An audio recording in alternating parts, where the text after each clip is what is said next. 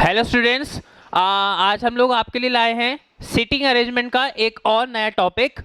हम लोग आज कवर करने जा रहे हैं स्क्वायर टेबल। लास्ट दो लेक्चर में हम लोगों ने रो वाला अरेंजमेंट और सर्कुलर अरेंजमेंट हम लोगों ने आपका कवर कर लिया है। अब देखिए, स्क्वायर टेबल भी ज़्यादा से ज़्यादा सिमिलर है सर्कुलर टेबल के। अब इसमें क्या हो रहा है, सबसे पहली बात, इसमें दो तरह की टेबल होती है बेटा, ठीक है। या तो आपसे वो कह देगा स्क्वायर या आपसे वो कह देगा रेक्टेंगल, कोई डिफरेंस नहीं है।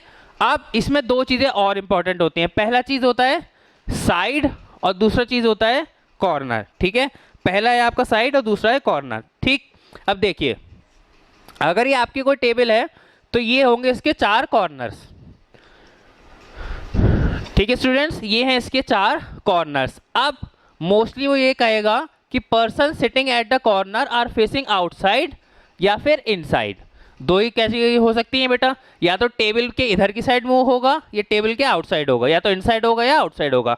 अब देखिए, अगर अंदर होता है तो उसको कहते हैं इनसाइड, अंदर की तरफ मूव करके बैठे हैं टेबल के, और इसका अगर बाहर की तरफ मूव करके बैठा है तो ये होता है आउटसाइड, ठीक है स्टूडेंट्स। अब देखिए डिफरेंस कहाँ आता है। अगर उसने अंदर की साइड मूव कर रखा है, ठीक है, ये है अंदर की साइड, तो बेटा ये होगा इसका राइट, ये होगा इसका लेफ्ट। अगर मैं ऐसे हूं तो ये राइट है, ये लेफ्ट है ना।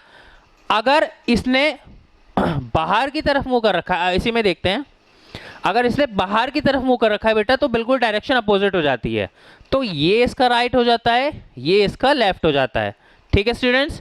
अब देखिए और कैसे कैसे क्वेश्चन आता है। वो पूछेगा 8 persons are sitting in a square table, some are facing outside, some are facing inside. तो ये तो हो गया कि बहुत पीओ लेवल का क्वेश्चन। अब क्लर्क लेवल में आपको वो सिंपल या तो दो चीजें देगा कि all students are facing inside of the table, तो सारे के सारे क्या होंगे, इनसाइड, अंदर की तरफ बैठे होंगे, ठीक है। ये हो गया क्लर्क लेवल का, ठीक है, क्योंकि उसमें बहुत ही हाई स्पीड चाहिए होती है, इसलिए वो ज़्यादा कंफ्यूजन क्रिएट नहीं करता है। अब पीओ लेवल में बात करें तो ये आ जाता है।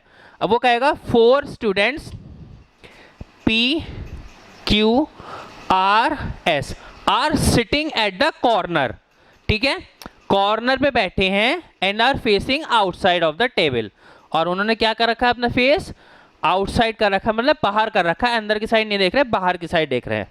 अब कहेगा and another 4 students are sitting at a middle of the sides, middle of the sides. अब देखिए चार साइड है, 1 2 3 4, ठीक है। ध्यान रखना है हमेशा हमें पर्सन्स को मिडिल में बैठाना है, ठीक है, ताकि हमें पजल सॉल्व करने में कोई दिक्कत ना हो।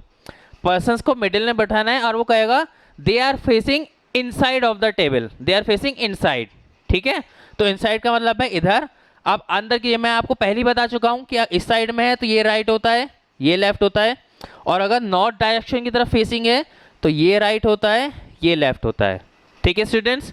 अब आइए एक इस पे थोड़ा सा छोटा सा क्वेश्चन देखते हैं।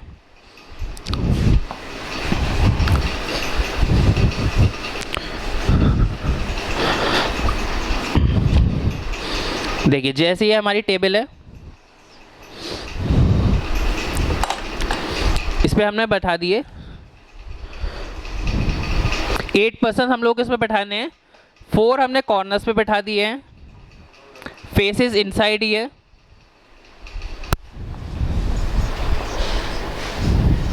अब देखो, ठीक है, अगर वो आपसे कहेगा A is sitting at a corner, A बैठा है बेटा आपका कॉर्नर पे, and B is sitting third to the right of A, या B is sitting third to the right of ए।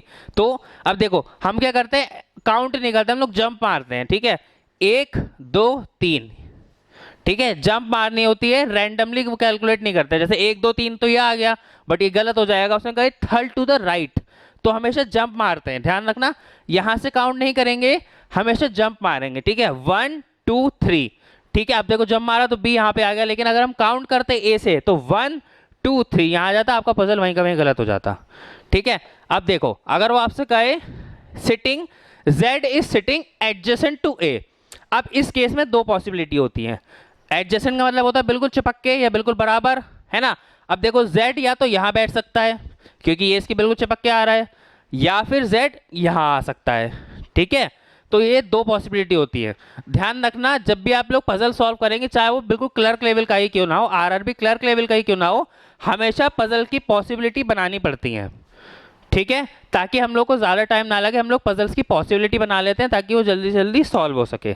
ठीक है, मैंने आपको बता दिया है एडजेसेंट का मतलब होता है बिल्कुल साइड में, और एडजेसेंट का जब भी बोलेगा तो दो पॉसिबिलिटी तो आएंगी, क्योंकि अगर कोई पर्सन यहाँ भी बैठा है तो यहाँ भी बैठ सकता है, यहाँ भी बैठ सकता है। ठीक है, हमेशा से पॉसिबिलिटी आती है। दूसरी चीज़, हमेशा जंप करते हैं, 1 by 1 काउंट नहीं करते हैं।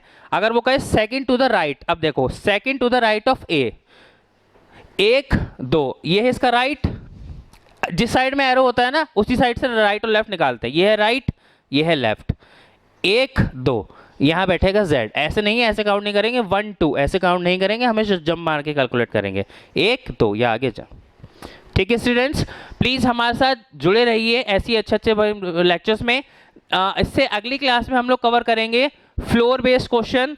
फ्लोर बेस्ड क्वेश्चन में भी 2 टाइप्स होते हैं, तो प्लीज़ हमारे मोगेम्बो के चैनल को सब्सक्राइब करना ना भूलिए, लाइक बटन प्रेस कीजिए, बेल आइकन दबाइए, और प्लीज़ कमेंट सेक्शन में बताइए कि आप लोग हम लोगों की वीडियो कैसी लग रही है। Thank you students and have a nice day.